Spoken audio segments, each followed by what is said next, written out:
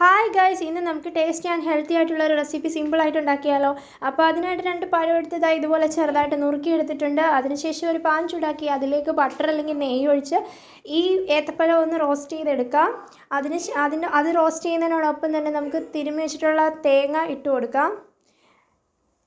തേങ്ങ ഇട്ട് കൊടുക്കുന്നതിന് ശേഷം നമുക്ക് കുറച്ച് പഞ്ചസാര ചേർത്ത് കൊടുക്കണം. പഴത്തിൻ്റെ മധുരം അനുസരിച്ച് വേണം നിങ്ങൾ പഞ്ചസാര ചേർത്ത് കൊടുക്കാനായിട്ട്.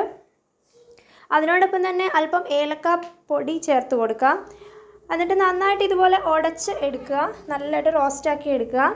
അതിനുശേഷം ഇതൊരു ബൗളിലേക്ക് മാറ്റി വെച്ചിട്ട് നമുക്കൊരു മുട്ട ഇതുപോലെ എടുക്കണം.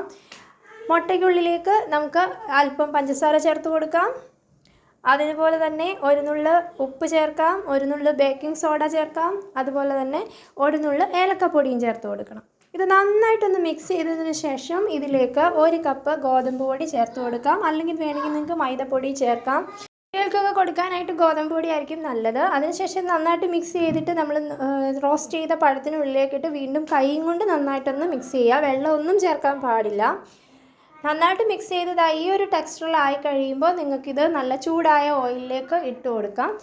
ബോളൊന്നും ആക്കേണ്ട, ഷേപ്പൊന്നും വേണ്ടത്, ഇതുപോലെ തന്നെ വെറുതെ നുള്ളി ഇട്ട് കൊടുത്താൽ മതിയാവും.